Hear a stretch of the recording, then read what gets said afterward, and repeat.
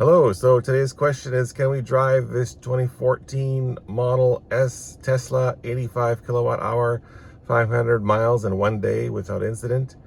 We did that a week or so ago, and now it's time for our return trip, so let's see what we can do. It's a 10-year-old electric vehicle, and I've heard that you have to replace the battery every 2 or 3 years in those, or so the internet says. This one's never had the battery replaced, but let's see how it does on this trip. All right, let's go. Okay, so this car has 85,510. If we were following the series, we did reset our trip A when we came here, and we ended with about 490 miles, but we've done some traveling around here. So we're currently at 50% state of charge, and I'm going to do that reset thing again. So we're just going to reset our trip meter and reset trip A. So we will use that as our monitor for this trip. And then now what we're going to do is type in our destination, which happens to be Winnipeg in Canada. Okay, and here we go. So it's going to do estimates for us as finding superchargers for our trip. So it's got a stopping in Clearwater, Minnesota for, it says 35 minutes. And then Fergus Falls, I guess it's still thinking, Grand Forks, etc. So yes, so here's the total thing. So we got Clearwater 35 minutes, Fergus Falls 35 minutes, Grand Forks 25, and Morris. So it has us doing 4 stops, and it does have a fairly high state of charge. It's expecting us to arrive at these locations with around 15 to 18%. So I'm going to try and see if I can shorten that a little bit, bring it down to 5 to 8%, and let's see what it does. And let's see at the end here, we'll arrive at our destination with about 25%. Okay, and then here's our entire trip from Minneapolis. And then who knows what happens at the border, international border. There is an international border right in here. It doesn't even show it, but that's where there could be a long backup. But okay, let's get going.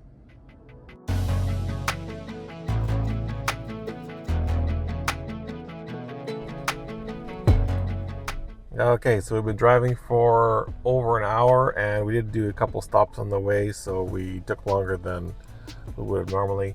But so we've now arrived at Clearwater, Minnesota, and it says we should be charging for 35 minutes, and we're going to need at least 40% to get us to the next stop at Fergus Falls. So let's plug it in. Okay, starting to charge, so let's see what speed we'll get up to on the supercharger, and we're pretty high state of charge, 20%, so our speed isn't going to be that great. Well, it popped up to 102 maximum there for a second. Okay, so we'll come back in 20 minutes and see how it's doing, even though it says we need 35 minutes of charging. Just a side note I'll make about Tesla chargers is they're always labeled with a number and then a letter.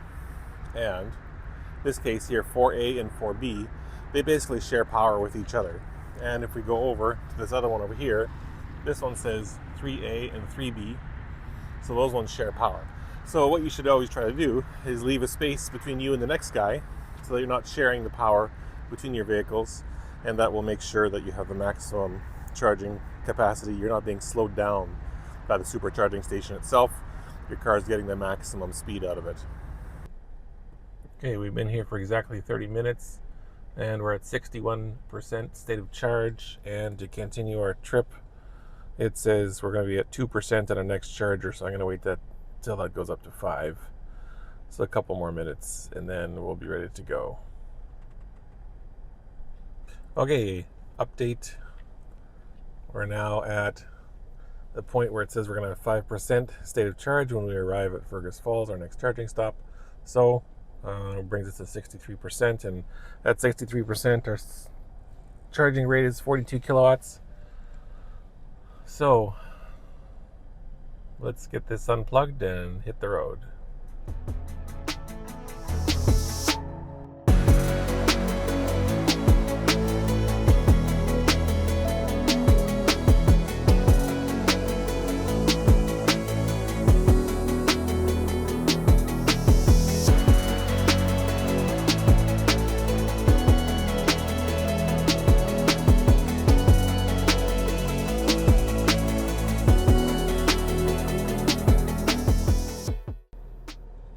we made it to our next stop here, and we are down to, if you can see it, 4% state of charge, which is in my mind ideal.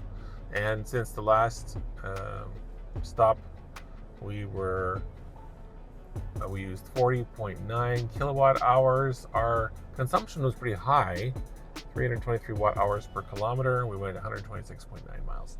So it's telling me that we need 35 minutes to charge. We need to, or minus 49 for our next. So we're going to need to get at least up to 53% according to this. Okay, so let's plug it in.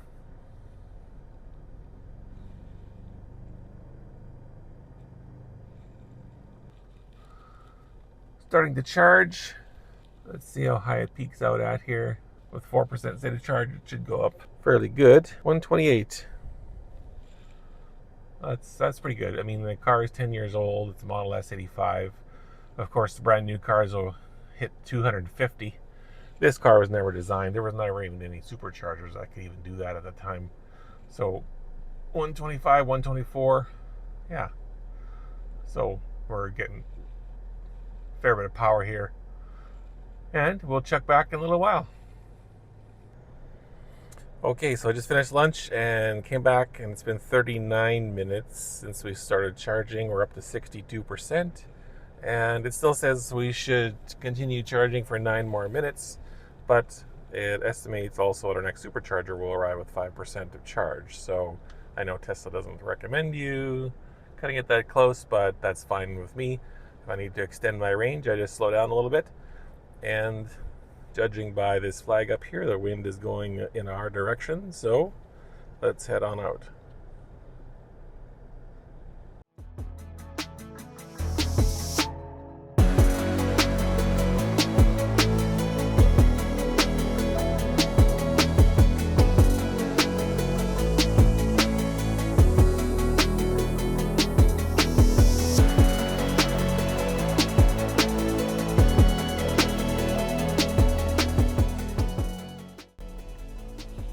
Okay, we made it to Grand Forks with 5% charge, which is perfect, and just over 2 hours. It just turned to 2 hours there, 134 miles, 39.4 kilowatt hours, and it estimates we need to add another 50% to get to Winnipeg. There's another charging station in the middle. We might take that one too, but let's go ahead and get this plugged in and charging.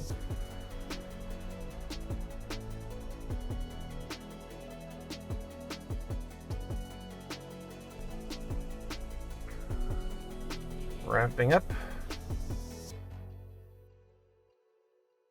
128 is the max.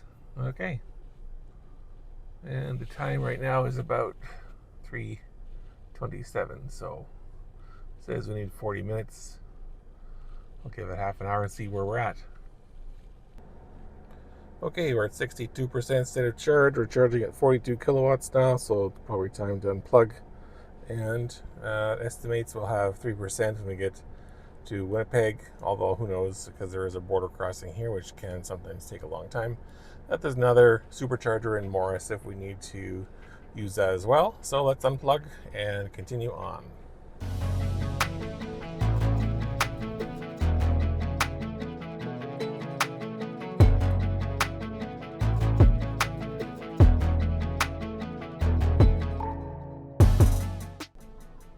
Okay, last charging stop down to 12%. Says it will be short 5% getting there, so we'll just top it up, so we'll have a few percentage left. Then we'll get to Winnipeg and go from there. Already ramping up. We won't be here very long, just a few percent. Bumped up to 112 if it's estimating -5 right now. So then we'll add about 10%, and that'll give us enough. I didn't mention our last, since our last charge, we used 331 watt hours per mile, which is kind of on the higher side. So far, the trip has been 434 miles with 313 watt hours per mile. Okay, we're up to 25% state of charge now, which is just fine. It says we'll get there with 7%, which is fine because I have charging at my destination. It says there's 1 hour and 5 minutes left time remaining, but it seems to not remember that it's a trip. So that 1 hour 5 minutes is the estimate if I was to charge it to full. So I'll just ignore that and we'll proceed forward.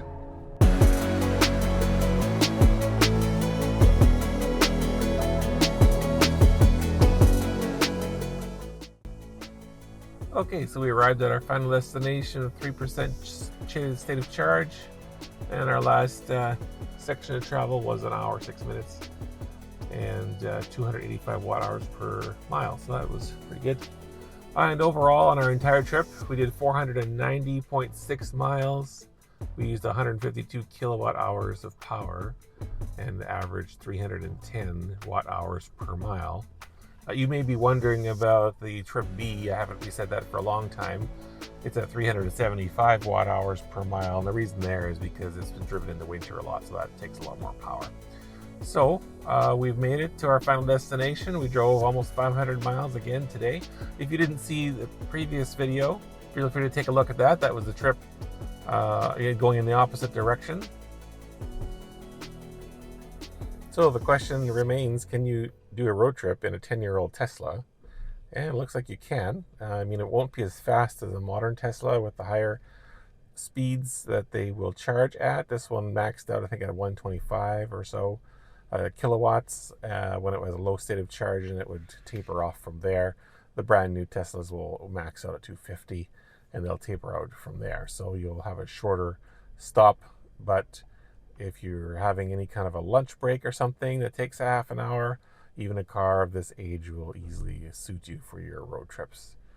So I hope you found this video interesting or informative. If you did, feel free to give me a thumbs up and subscribe for future videos, and leave me a comment if you have any questions. I'd be glad to see what your thoughts are on this trip, and if you'd like me to do any other trip similar to this. Thanks for watching. Bye.